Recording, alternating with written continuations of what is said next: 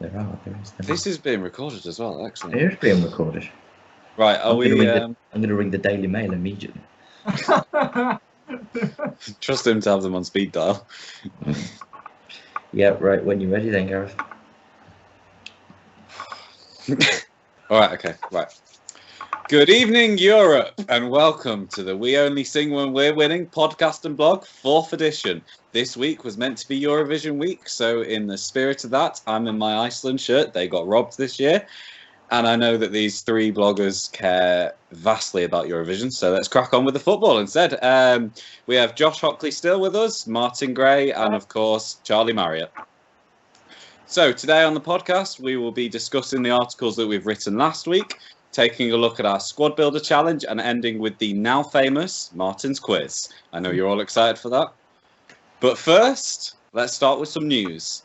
And I feel like I wanted to try and avoid the usual news that's going on, so I've picked a little slightly left field one. And today, that's Wednesday, Sky Sports did an interview with Saido Berahino, in which he said that he was interested in a return to none other than West Brom. Charlie, how do you feel? Interested in him, though. I think West Brom, you know. Don't really need him. No, is Albion don't need another striker. I don't know if the fans would necessarily want him after the way that relationship ended. His strike rate for Stoke was non-existent. His strike rate in Belgium isn't really what a team at the top of the Championship needs. I will stick with the bleach blonde hair and the young strikers up front, I think. There's a good player in there, though. Is there?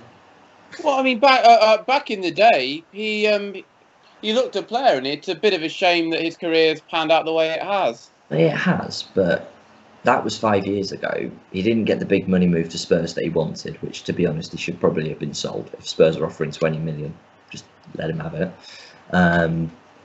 But yeah, it's it just went downhill from there. And he has said in later interviews that there was a lot of behind the scenes and agent interaction there, which probably led him down the wrong path. But I don't know, that just feels like a ship that doesn't need to be sailed. It's quite a sad story, really, because it was only a few years ago that for England under 21s, the strikers were Berahino and Kane, and actually at that time Berahino was probably the better prospect, so it's disappointing how it's worked out for him. It is. As an Albion fan, my sympathy is limited, but I mean, if he would be a very valuable asset to a club. I don't know which one, but I just don't think it's the one that he wants. He's got a soft spot for West Brom. Well, I don't know. I mean, Lots of people do. That's not exactly an endearing quality. It's true. West Brom are way better off without Berahino. I mean, if you look at their strikers at the minute with Austin, Kanu, yeah. I mean, Austin, I wrote about it in my article this week. Austin has been on the bench for most of the games this season. And you look and you're like, how is this happening at a Championship club? Yeah. So I think Berahino is barking up the wrong tree there if he thinks he's going to get a move back to West Brom. My own personal view. This is a perfect opportunity to bring this into what we've written about last week.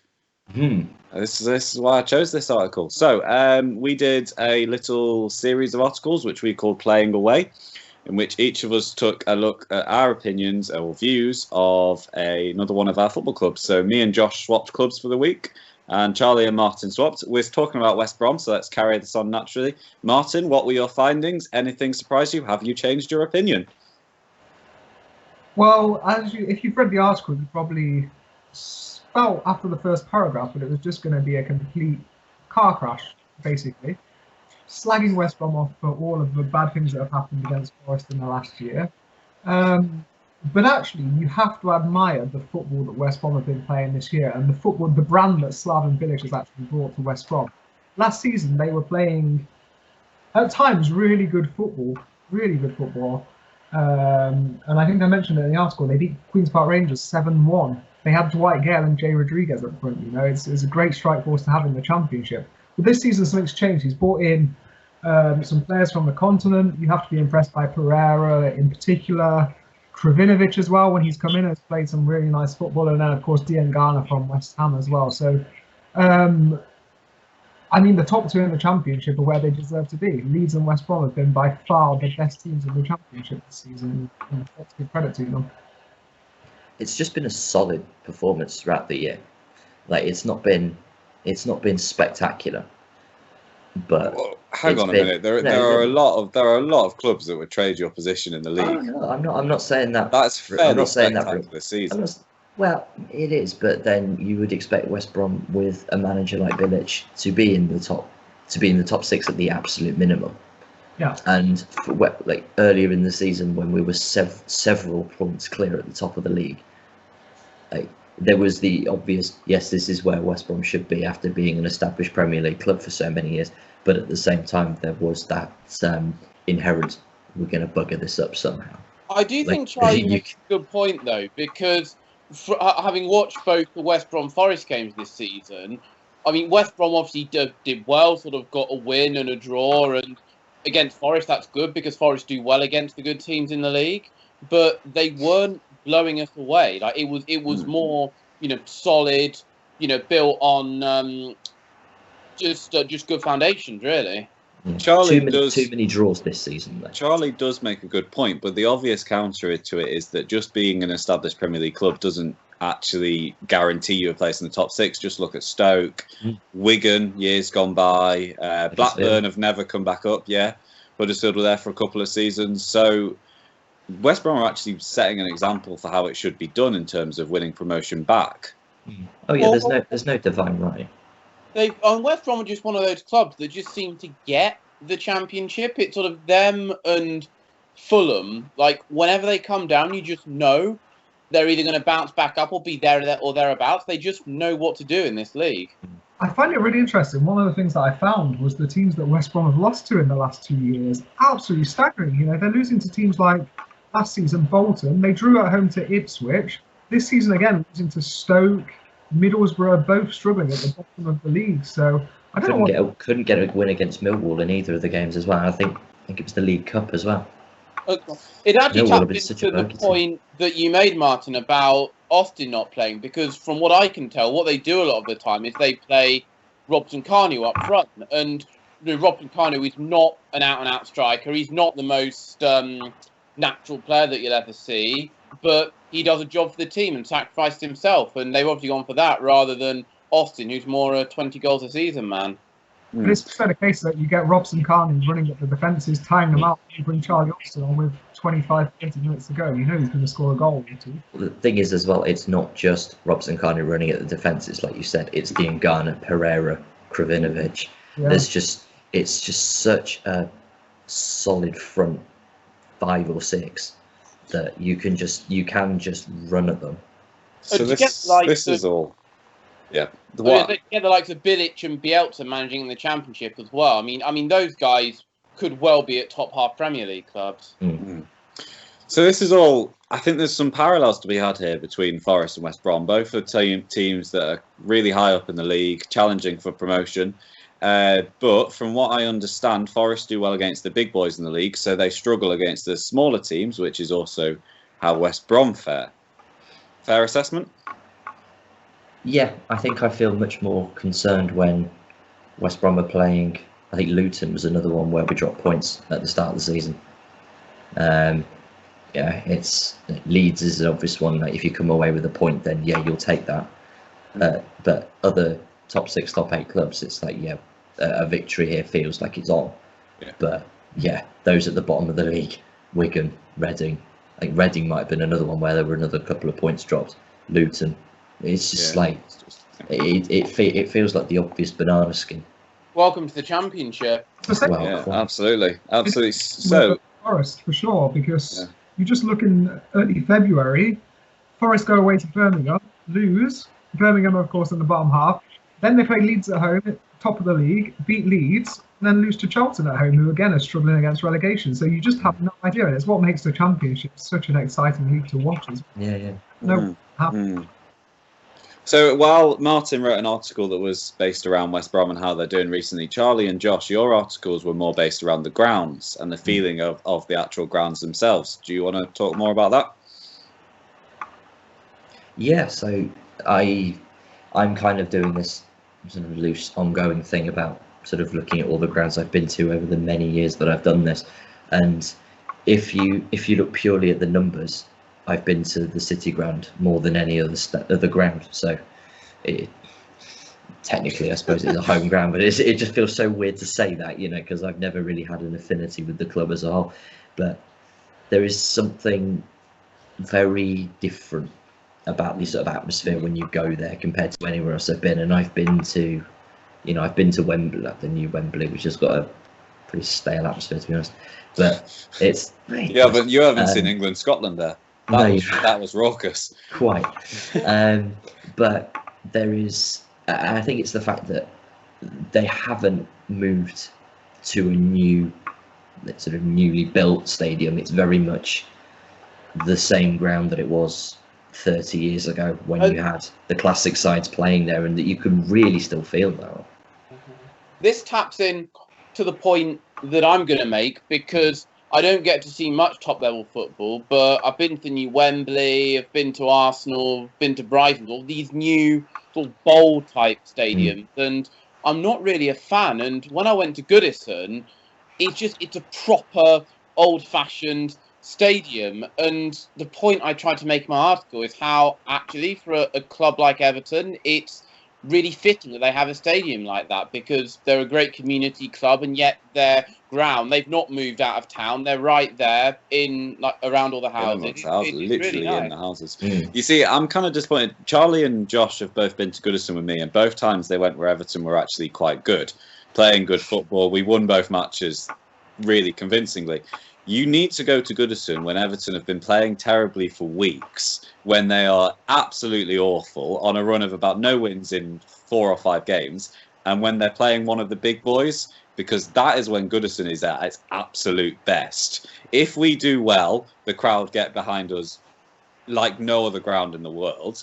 If we start doing badly, they turn on us quicker than anyone else. I did notice. Yes, you got the wonderful quote. What's all this football about? Yes, when Everton are 0-0, few minutes in, they're dominating possession, and the bloke behind me shouts, "What's with all the passing about? Kick it in the air!" The Everton way. That was memorable. That was a great weekend, actually, because me and you, we had an FA Cup weekend. I went with you to see Everton. They beat Queen's Park Rangers 4-0. I thought there's no way I'm going to top that, but the following day we went to Forest and they won 5-0. Absolutely. Wonderful weekend, that one. It was Abdoon's greatest performance. West Ham reserves, wasn't it? West Ham Reserve, yeah. West Ham reserves, yeah. Well, you say that. I mean, they did have a few players that cost a few million quid, but I think the problem was they put their under-23 defence in. So they played some decent football, but then when we got at them with Abdoon, with Reed, with Patterson, we just tore them apart. And then to round this off, I wrote a quick little article about Josh and his experience with Exeter. Perfect, as I've never actually been to Exeter town centre, so I was the perfect choice for that one. But take a read. They're all quite interesting. They're all quite different. We all write in different styles. Definitely worth the read. Hopefully we can revisit this in the future. And could I just say, while we're on Exeter, it looks like, because we are specialists in the last few years of messing up League 2 promotion. Like, every year we're right at the top, and then somehow it never quite happened. Well, this year we were sort of well in the top 3 promotion places. Then the last 4 matches, we had a bit of a blip. We didn't win our last 4 matches. And now, if they do the points per game thing, it looks like we will miss out on the final promotion spot by less than a point, because Cheltenham have a game in hand. They'll go above us. Well, what can you do? What can you do? It's like Cardiff, wasn't it? Bottling it year after year in the Championship, wasn't it? And then eventually getting up and not doing much in the Premier League. Let's move on. So while we're talking about our Premier League clubs, our football clubs, I set the guys a challenge to build a squad of their favourite 11 British players and to pit it against their favourite 11 foreign players. We let Josh kind of choose what he wanted to do, and he's chosen to do Forest. Yeah, So we're gonna I've been an Exeter fan for 3 years, so finding 11 foreign players would have been difficult. If you'd been an Exeter fan for 30 years, finding 11 foreign players probably would have been. Well, not necessarily. When Exeter were in the conference, we had a Brazilian centre-back. Well, there you go. Wasn't a one-man team, it was an 11-man team. So I'm excited to see what these guys have. I think we should start with the Forest lineups. And I want to hear Martin's first. Okay, want my British team first? Go for it. Okay, so I've gone for... Josh is going to pull so many faces here, it's going to be absolutely ridiculous. Josh isn't allowed to say anything until you've finished it. Just putting that out there. So my British team, I've got Camp, Gunter, Morgan, Dawson, Shorey, Cohen McKenna, Lolly, McGugan, Antonio, and Graben. What formation? 4-2-3-1. My trusted 3-1. 3-1. Could I just say, we have 4 of the same names in there, so it's a pretty Only difficult 4? team. Yeah, that's. I Oh, was expecting way more than that. Okay, Yeah, this but is don't know what this he's is talking about. interesting. What about Martin's foreign 11 then? Let's hear it. the keeper was the hardest decision. I've spoken to Josh about this already. But on the one hand, you've got Bruce Samba, who has been absolutely out of this world this year. But then you've got Doris de Vries, who was also a really underrated, probably the most underrated Forest player in my time of supporting the club. I've gone for Samba in the end. I think he just edges it as a shot stopper. But de Vries, you'd be hard pushed to find a goalkeeper who actually organised his defence like de Vries did. Fun! That's his go-to for ages. Absolutely. I thought you said something else. So I got for Samba. Right back, Josh will love this one. Pereira, Gilberto Pereira. Ooh. Absolute madman. Then centre backs were quite hard because I know, well, Josh will be a lot, but I've gone for Alex Milosevic. Didn't play much for the club, but I again think he's one of the most underrated defenders Forest have had in a long time. And Tobias Figueiredo, who has been a mainstay in the team. Left back, Gareth, who is it? You must know. George Elokovi. It's George Elokovi. Yes. I doubt. George Elokovi. Midfield, my 2 holding players, I've got Samba Sal from this season and then Adelaine Gediora. Oh, Gediora. You know, been around for a long time. 3 behind the striker, Radi Majewski, João Carvalho, and Andy Reid. Pretty straightforward, I think. I don't think you can disagree with those 3 necessarily. And up front, Britta Sombalonga. That's a good team, actually, to be fair. I was going to put money on Robert Tesh being in there, and he wasn't. So we agree more on that. No Robert Tesha, I know. No, Robert Tesh. He's on the bench. He's on the bench. Scholesey's going to make the impact off the bench. First name on the bench. So, Martin, who wins? I'm going to sit on the fence and say it'd be a draw. Who wins the penalty shootout? It's got to be the foreign team with Majewski, Carvalho, Reid, Gediora, Sombalonga. You can't look past that. But I'd say actually the foreign side have the best attackers. Mm-hmm. British side have the best defenders. So I think they would cancel out each other out pretty. Okay. So we got 1 for a draw there. I'll allow you to have a draw. Josh, who wins that match?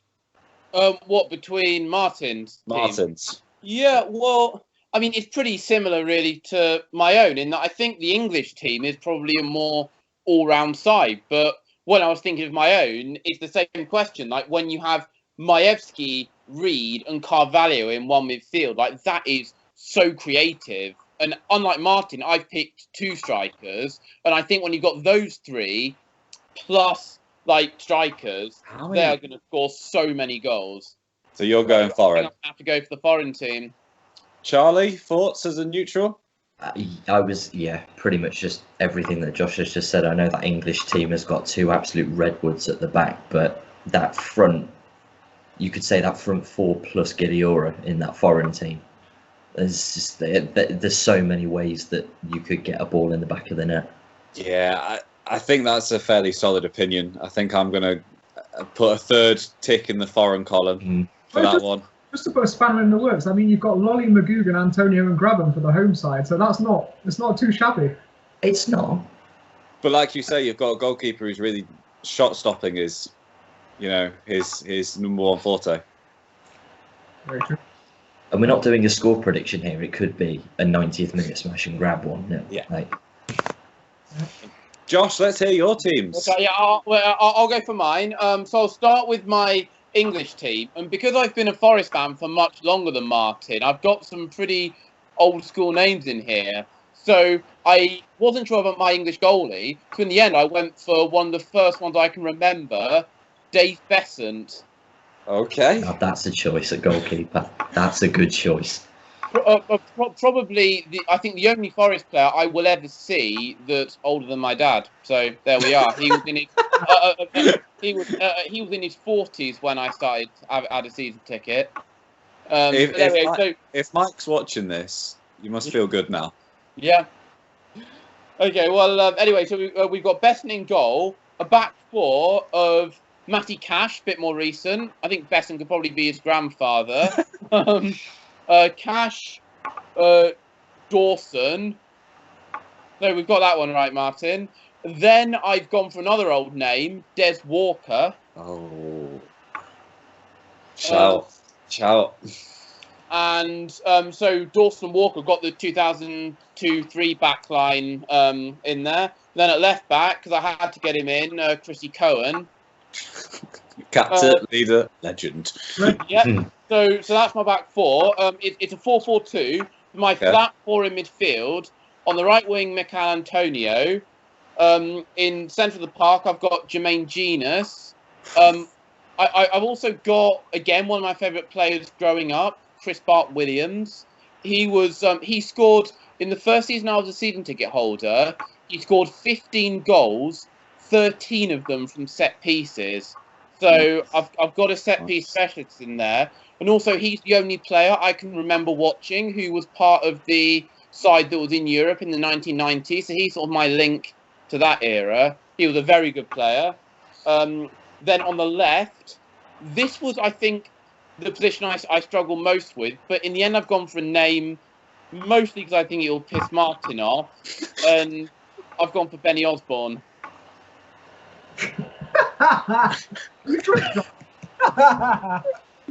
Yeah, no, I'm a bit of cider down, but no, I do think that Osborne, with his versatility, with his work rate, I just think he's a more all-round player than the more attacking names that I could have put in there. And Really? Yeah. So anyway, I've gone for Ben Osborne, and then my front two are Lewis Grabban and Marlon Harewood. I'm very impressed that you resisted the urge to put Des Walker's son in there. Yeah, well, I mean, I predicted he'd score 20 goals in a season, and that didn't happen. So we'll leave that.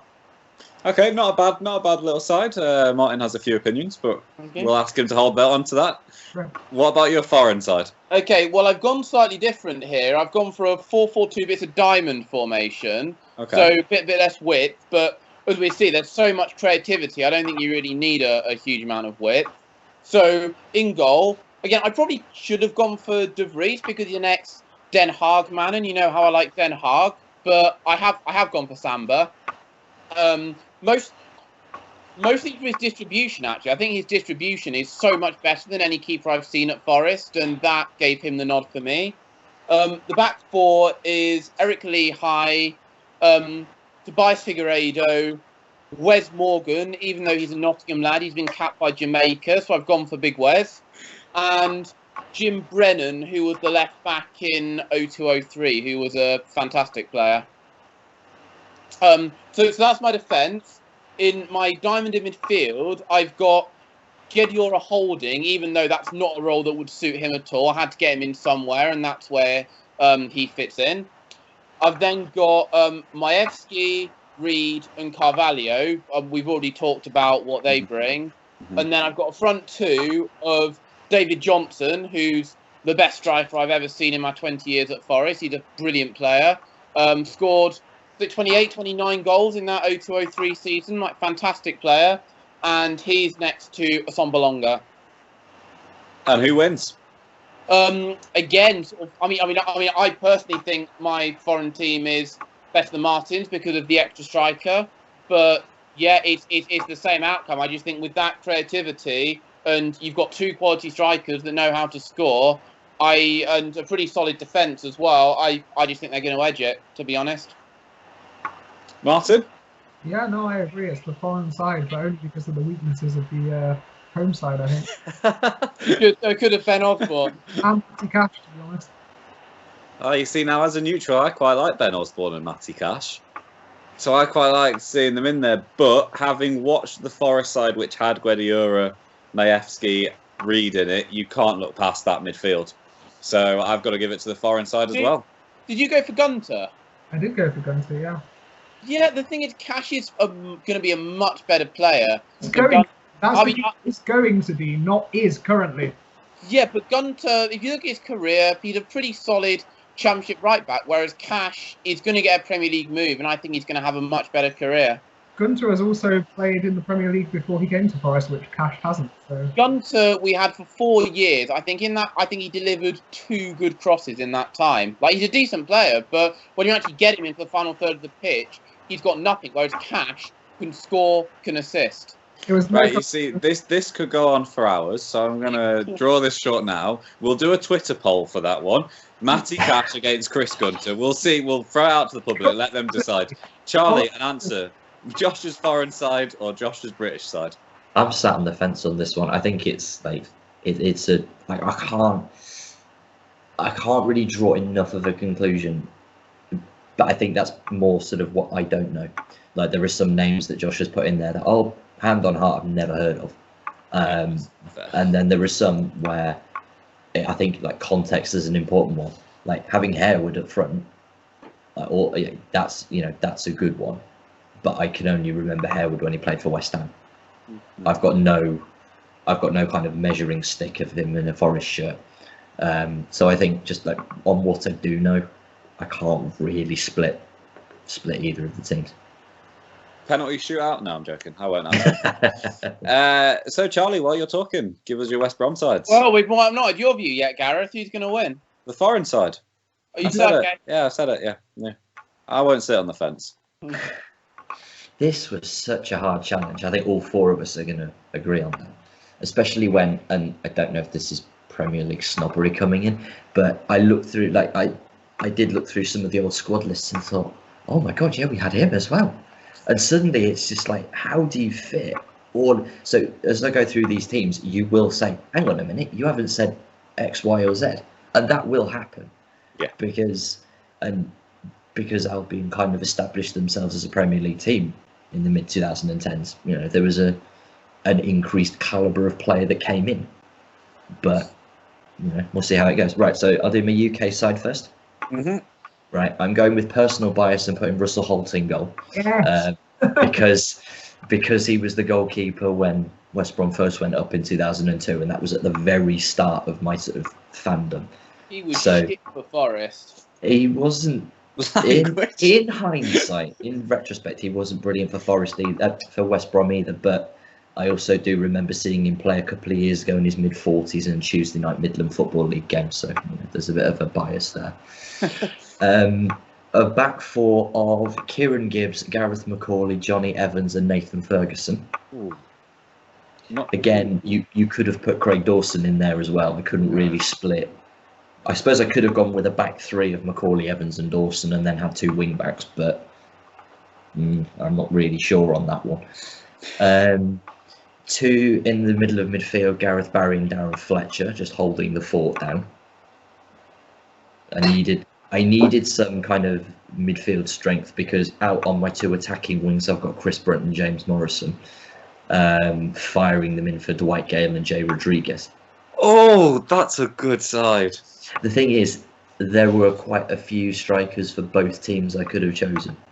In terms of like club legendary level, I could have put Bob Taylor or Lee Hughes up front for Albion as well. I could have put Jeff Horsfield up front as well because coming to the end of his career when he was at Albion, but he still contributed a fair amount. There's so many players that could have got into either of these teams.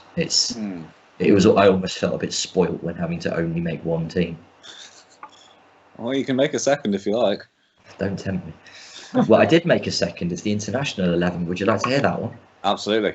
So again, a sort of a 4-4-2, but with the midfield wingers being attacking wingers. Goalkeeper Thomas Kuszak. Oh, yes. Back four of Stephen Reed, Darren Moore, Jonas Olsen, and Gianni Zivolu. Two midfield holders of Yusuf Mulumbu and Claudio Jakob. Oh, yes. Attacking wingers Nasser Chadli and Robert Corrin. And then up front, Romelu Lukaku and Salomon Rondon. Oh, No Anelka. Exactly. Like you suddenly think, well, I'm not putting Anelka in because, well, I don't really want to think of him in a West Brom shirt, if I'm completely honest with you. But So, who wins? That's a tough one. it is a tough one. I think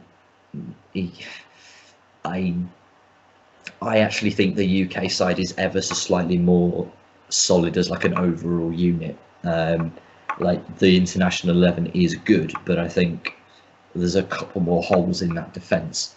But the attackers are probably slightly better on balance.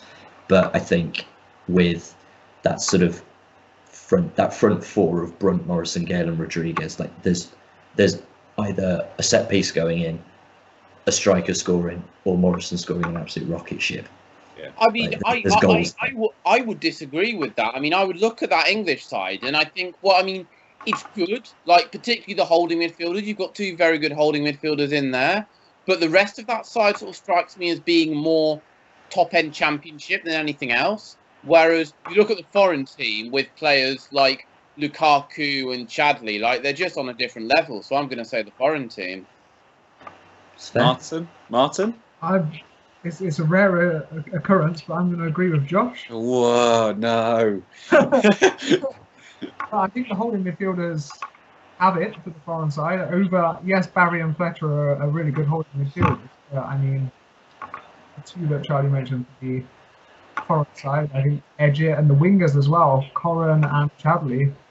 I would have them in my team any day over Morrison and Brunt.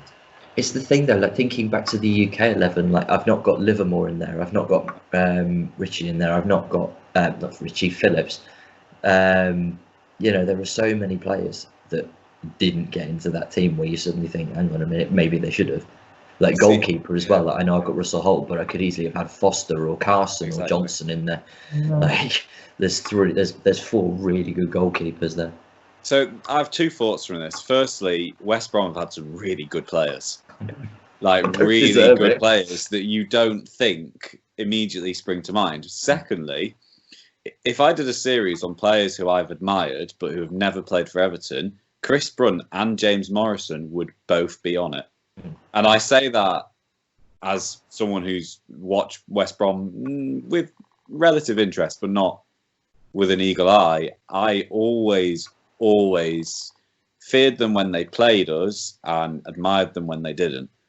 And so for that reason, and that reason alone, also because I love Gareth Barry, I'm going to have to give it to the British side.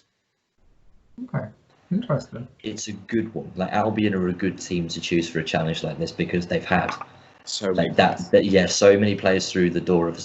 Like I could have had Jason Roberts up front for the international side as well. Yeah, that's true. Like absolutely pivotal for that first promotion season.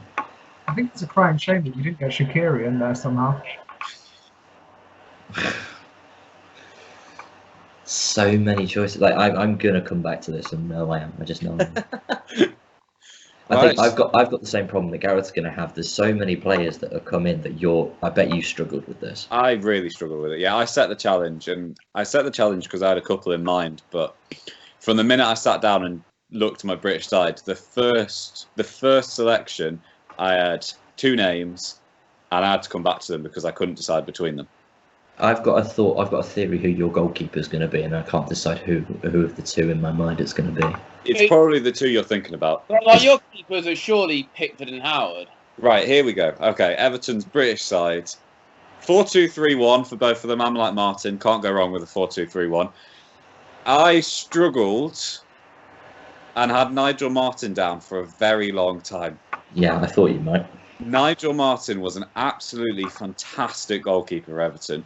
And there was a time when we got a 0-0 draw at Anfield, and it was because of him. He made about 20 saves that game. And for that game alone, he was almost in there. But Josh is right. I did, in the end, go for Jordan Pickford. Oh, Martin disagrees with me already. But I like what Pickford brings with his distribution. I think he's a good shot stopper. We've seen it in the World Cup. He can, when he's in good form, he's one of the best goalkeepers in the world. His confidence has dipped a little bit this year, but that's coincided with me watching them less, so I can choose to ignore that if I like. And so yeah, it's Pickford for me. My 4 in the defence, and this is better than any of your defences. Sorry, guys. Tony Hibbert at right back, absolute legend. Phil Jagielka and John Stones marshalling the centre of defence.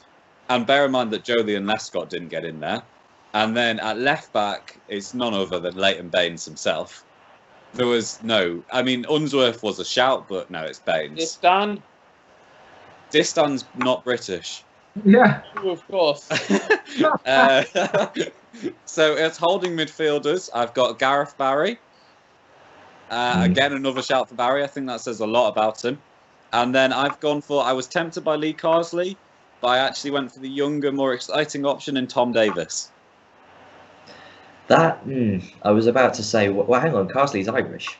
Oh, yeah, good point. He's Republic, so you couldn't have had him in. That's a very good point. Tom Davis gets in by default then.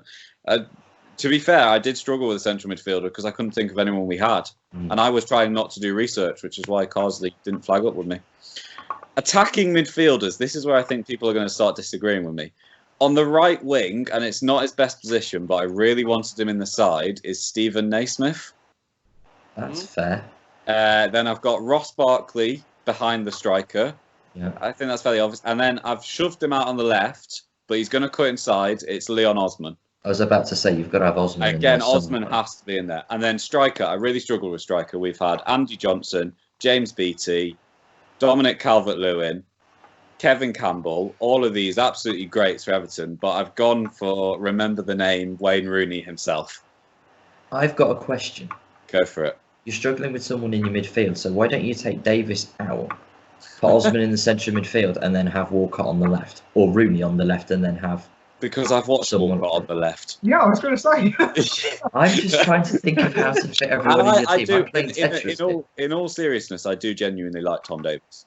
There's something about Tom Davis that whenever he plays, I feel we're a better team. He passes the ball forward rather than someone like Morgan Schneiderlin, who always looks for a player alongside him. No Ademola Lookman in that team. The point I'd make about that side is your 3 behind the striker are the 3 that were there when I went to Goodison. It was Naismith, Osman and Barkley. And what you had that day was Naismith and Barkley, sort of inverted wingers cutting in, and Osman behind the striker. And it was very good. I put them in that position, but believe me, they would change positions frequently throughout the match. I've seen those 3 players do that on a regular basis. That's the pinnacle of my side, those 3. That's who it's based around. The foreign side, now, this is interesting because the foreign side for me, the defence is awful. I'm just going to put it out there. The defence is not defensively, it's awful. The attacking force in this side, though, is ridiculous. So here we go. Tim Howard in net. Couldn't be anyone else. Move on. Seamus Coleman at right back. Obviously, we know his defensive lacking, but going forward, second to none. I have got Sylvain Distin in there. He is my rock because he's playing alongside Joseph Yobo, who I always felt had a mistake in him. But again, Yobo did a great job for us. At left back, I had Brian Oviedo down until this morning when I suddenly realised we have a French left back currently called Luca Dean, who's a lot better than Brian Oviedo. That's a good defence. I don't think it is. I don't think it is. Solid. When you've got Coleman and Dean bombing forward, you need people behind them who are going to be able to cover the runners. And when you've got Barkley, Osman, you've got runners in that British 11.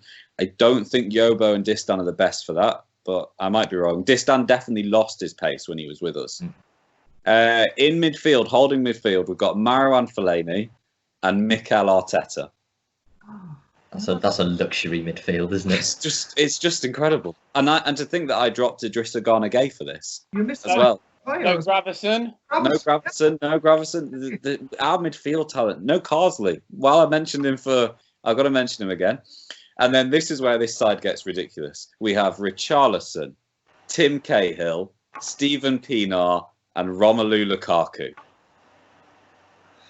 I mean, you can't argue with that, can you? And the thing is, I actually think the British side will win because Jagielka was the one player I've seen who could probably hold Lukaku. And if you keep Lukaku quiet and make sure you're marking Cahill from the corners, you've got a chance. Not much of one with Richarlison and Pienaar, but a chance. I mean, for me, it's a full house. I think the international side would win again. Like you mentioned the centre backs, and I don't know them as well as you do, but to me, sort of Distan and Yobo in their day were both sort of like top half Premier League centre backs. Whereas I look at your English centre backs, you've got Stones, you've got Jagielka. Like they're very good centre backs, but what I think they lack is I sort of think you get a big physical striker in there, someone like Lukaku. Like I don't know if they would cope with the physicality, sort of someone who's got maybe an aerial threat. It's an interesting point. I honestly think Jagielka is the best player I've ever seen play for Everton. Maybe barring Seamus Coleman. By the way, Gareth, I thought of a name you could have in midfield instead of Davis, and that's Phil Neville. Oh, no. If we've gotten to Phil Neville, it's time to move on, surely. Didn't you write an article about how much you liked Phil Neville? I did at the time. Phil Neville's gone down in my estimation since. Quickly, before we move on to the quiz, Charlie and Martin, opinions. It's easy. Very easy. Well, go on then. Absolute trouncing. I think the foreign side absolutely hammer the home side. Really? Oh. Yeah. Okay. And just looking at the midfield, I mean, come on, Arteta, you've got in there. You've got Cahill, you've got Fellaini, and then you've got people like Pienaar and Lukaku as well. Yeah. And, I mean, I think it's no secret that I don't rate Pickford in the slightest. So, might not come as a surprise that I don't really like Tom Davis. I don't think Tom Davis against Mikel Arteta and Fellaini and Cahill, I don't think he's got a chance of getting close to the ball. Fascinating. Fair enough. I think your worries about the defence, it kind of makes me think about the idea of conceding 3 but scoring 4. Like, you were reading through that team, and as it got to the attackers of the UK team, it was starting to fall apart a little for me in terms of like coherence and how that all fits together in one. But after you got out of the defence and the international level, you were just rattling off these names, and in my head I was just seeing go together, and all I could think was, "Ooh." Wow. Yeah, it is a really see it come together. It is a really scary prospect to think that we very nearly had Richarlison, Lukaku in the same tide. Like we're a couple of years away from that happening. It's to think there's you're probably going to tell me that this is absolute rubbish, but you haven't put Radzinski in that team either. And just early 2000s, he was a very decent sort of little pocket. I loved Radzinski. There's a story that when Radzinski left us for Fulham, my first match was back at Goodison was against Fulham, and we sat so close to the away end that I started joining in with the chant for Radzinski. Didn't Brian McBride play for Everton as well? He did. He had a half a season on loan for us. Scored 2 goals in his debut, and then didn't do much else. I was going to say, I thought that was a fever dream. The other name that I had was Landon Donovan. He didn't really do anything for Everton, though, did he? Oh no, he inspired us. He absolutely. Donovan turned us around. Both those seasons we weren't doing that great, and then he came in, and the stats might not look great, but his impact on the club was huge. And the big question I've got about the UK team, yes, you've got Rooney up front, but is that the 17-year-old announcing himself against Arsenal Rooney? Or is that the one that's just come back from a tour of duty in the Red Half of Manchester? It's the 16-year-old who introduced himself against Arsenal, and the guy who used to run at defenders and, make them do things to their pants they rather not. A big miss for me in the international team, and I understand why he's not in. I just love this guy, Andre Gomez. I know he hasn't done much at Everton. On pure ability, that guy is something else. Gomez was another shout, but I thought Gay was ahead of him, and then Gay can't get in because of Arteta and Fellaini. So it's one of those where if you give it 5 years, Gomez might be getting in that team, but at the moment he's just not done enough. You didn't put Biliadinov in there either. I was about to mention he was my impact sub. Or was that because you couldn't spell it? No, I can spell it. I mean, I was tempted to put Strakwalerzi in there as well. Oh. Velios? Apostolos Velios. Jelavic was another shout, but Lukaku obviously did better in the end. And then the other name which I had for the British side was James McFadden. who very nearly got in. It's not a bad shout. Yeah, so there's options. I think Everton are like West Brom. We could throw names out all day. Yeah. We'll just do a separate recording, just you and me. Yeah, absolutely. Where we reminisce about the early 2000s. But that would be. I go to the trouble of writing this out, so I will show it. My teams. Here we are. Unfortunately, mate, you've got Blur My Background switched on, so it's just going to blur into that. Yeah, it's probably as good handwriting as it normally is. Well, on that note, I think it's time to throw to Martin for his favourite part of the evening. He gets to put us under the spotlight, see us sweat, and then at the end of the day, announce, well, which of us knows our clubs and which of us doesn't. Well, we'll see. Yeah, it's continuing the theme, I guess. We've got questions on Everton, West Brom, Exeter. The only one missing is Forest, but we do have that wild card that we decided on last week in Aston Villa, everyone's hated club. I'd forgotten that. I genuinely haven't done any research for it either. Well, but it could be quite easy. We'll see. So how it's going to work is each player. Well, I'm going to ask you all the questions. Everyone's going to get all of the questions. If it's your home team and you get it right, you get 2 points. If on the other side it's your away team and you get it right, you have 4 points.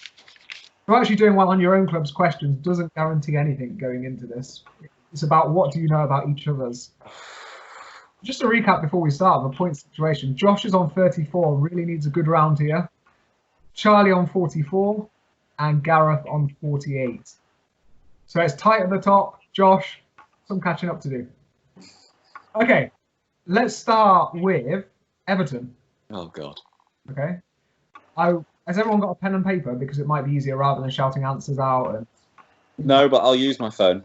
Okay, your phone's fine. Yeah. I mean, I was being old school. Okay, first question. 2 points for Gareth if he gets it right. 4 for Josh and Charlie. Now, no Googling. I'm watching you. Mm-hmm. How many full seasons did David Moyes manage Everton in total? Full seasons. 11. No, no!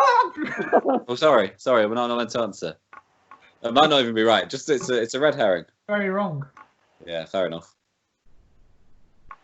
And the second question, don't say anything, we'll reveal the answers in a sec. In 2009, Everton reached their first FA Cup final since 1995 against Chelsea.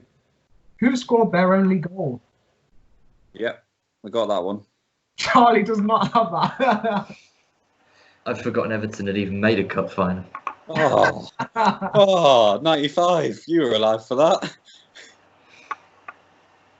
Okay. Have you got your answers, guys? I will be asking. So who scored the goal in, what was it, the most recent cup final? 2009. 2009, okay. Yeah? Yeah. Do you want to go through all of the clubs and then come back to the answers, or do answers now and then go to a different club? Is it? We'll do answers now and then. Yeah, do answers now. Okay, so there's 2 questions for Everton. So the first question, answers. Well, I've already said mine, and it was wrong. How many full seasons? I mean, I can't show you because my background's blurred, but I got 10. Okay, 10. Charlie? I said 9. It's Okay. more than. Well, I said 11, so we'll stick with 11. 2 points for Gareth. Yes. Correct. Come on. Yeah. Right, I'm glad I stuck with it. Hang on, just to go back to the Everton 11. Could you have had Sigurdsson play for Everton? He Or have I dreamt does. that as well? He plays right now. Yeah, again, the Iceland shirt. Reason for it. He didn't get in ahead of Cahill. No chance. Right. Oh, No chance. Yeah. I like him, but no. Okay, second question. In 2009, who scored Everton's only goal in the FA Cup final? I know it, and it was after 30 seconds. Quickest goal in the FA Cup final. It was Louis Saha. Louis Saha is correct. Yeah. Does everyone? I got Saha, and if my background wasn't blurred, I could show you, but I did write Saha. To be fair, I believe that Josh knows that. I do as well. Yeah. I did not write an answer. Okay. So 4 points for Josh there, 2 points for Gareth, and no points for Charlie. So in that round, both Josh and Gareth got 4 points. Charlie gets 0 points. Well, I'm done now. Like, I know I can win more points, but at least I know Everton. You know Everton. What's better now, Charlie, that we come on to West Brom? Oh. This question has 4 answers, but you're still only getting the 2 points for the home, 4 points for away. This is going to out me as a plastic fan, isn't it? I don't know. We'll see. Okay, the first question is, name the 4 players West Brom currently have on loan. And you need all 4. I'm not giving half points. Or Well, hang on. I've got 3 of them in my head immediately. What the hell? Oh, oh no. I've no idea. So How 4 long players. have I You got? need all of them. So I've got 3, I think. 4. I need all of them.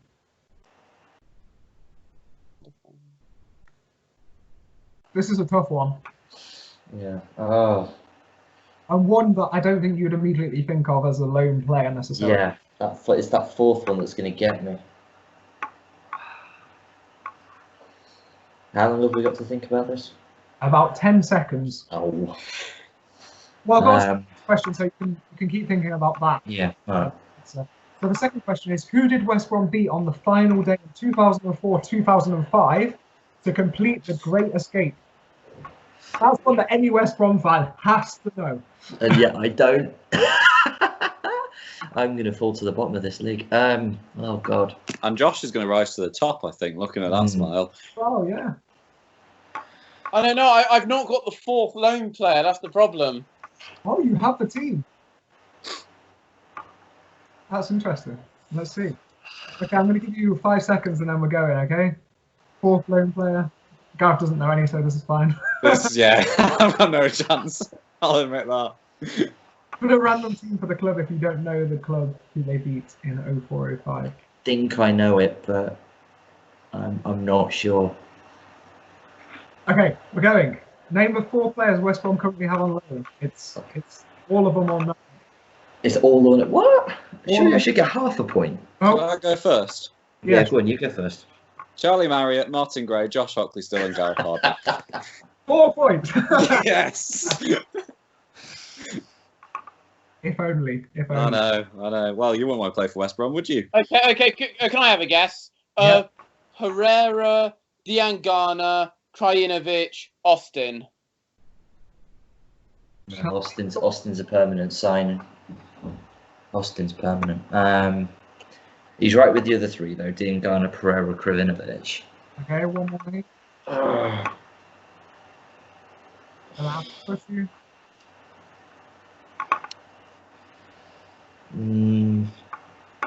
3 seconds. As soon as you say it, I'm gonna know it and I'm gonna swear quite loudly, but it's not coming to me and I don't want to fudge it. No, go on. I don't know. It's for anyone. It's another striker. It's not Austin. I know.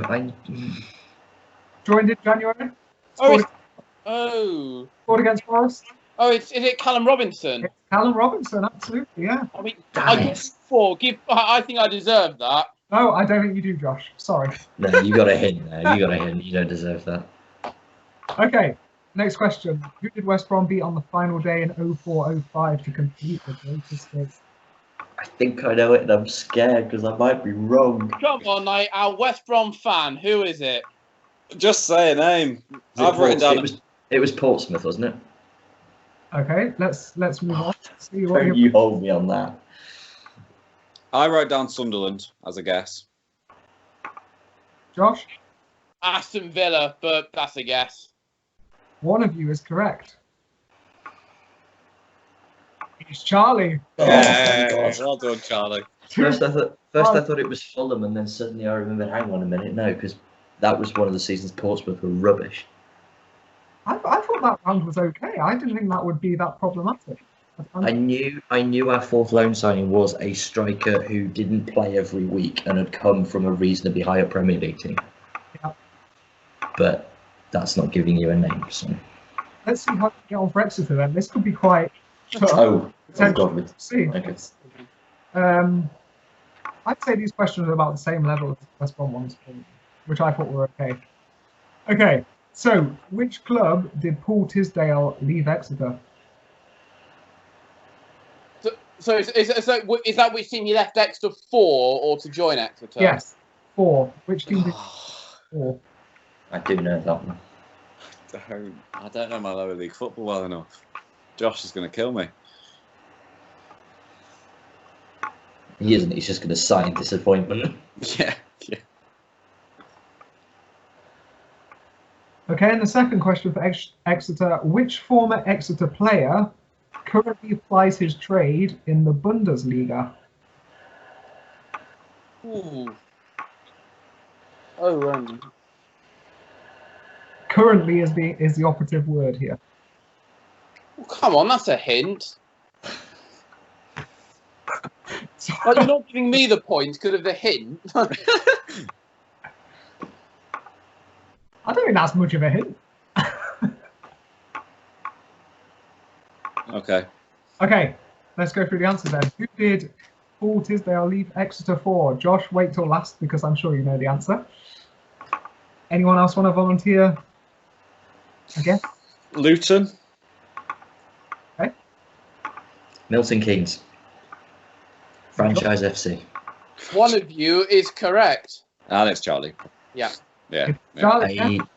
I have my reasons that I can't use the last part of their name, but yes, he did go to Milton Keynes. You did go to Milton Keynes. Yeah, I completely understand that. 4 points for Charlie, 2 points for Josh. Okay, this next one I wasn't sure if many of you would get. Which former Exeter player currently plies his trade in the Bundesliga? Ampadu. Ethan Ampadu. Charlie? Problem is, I know that Gareth is right, and I'm not going to jump on that. Because my line of thinking was, it's like an Exeter player in the very loosest sense, as in he came through the academy, got poached as a teenager, and is now there as a result of being someone. Yeah, Ampadu feels like the right answer, but I'm not, like, I haven't written it down. Okay. It is Ampadu, but it's worth saying, though, to Charlie, is that, yes, he was poached as a teenager, but he did play for the Exeter first team before that. He was playing centre-back at 15 in the Exeter first team, so he does count as an Exeter player. Yeah, okay, that's fair then. Nice. So, 4 points for Gareth there, 2 points for Josh. I redeemed there a little bit. This one is going to be really interesting. Aston Villa. Let's see how well you know. Oh, we're not doing. I thought we were going to do a forest round as well. Okay. Don't do a price because I'm not involved. And it would be unfair because Josh would know the answers. So, so this could be a game changer because the first question, we have 8 points on offer. What? So what I want you to do is, for this current season, name each of Villa's top 4 goal scorers. So that's 4 points. If you name all 4, you get 4 points. If you get them in the right order, you also get the extra point. So, for example, if you said Tyrone Mings and he was in the top 4, you get 1 point. And then if you said actually he's Villa's second top goal scorer, and that was correct, you would also get the extra point. Okay. This is where the problem that we've had no football for the last 2 months. I've started to forget who actually plays for Villa. I've got a caveat. It includes cup competitions, not just Premier League. Okay, so just throughout this whole season, who are the top 4 goal scorers and in what order as well?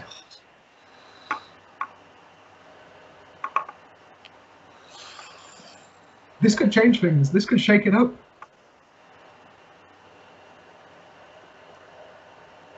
I'm guessing Dion Dublin's not on the list. I mean, he could be. I'm not sure. 4 Villa players. I mean, Villa don't score many, so it might be. Is it John Carew? It's John Carew. Oh, I'm not sure on the order. Well, I've got 4 names. I'm not sure on the order. I mean, 4 names are still 4 points if they're all right. Yeah, they're probably not all right, though. Some of them are quite surprising, though, isn't it? Well, not surprising, but, you know, they're not. First to see. Okay, second question. You can keep thinking about that while I give you the second question, which is much easier. It's going to be for 4 points for everyone. One answer. In the summer of 1997.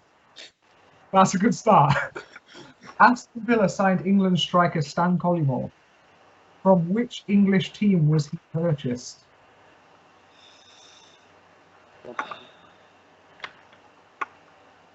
Four points for that answer.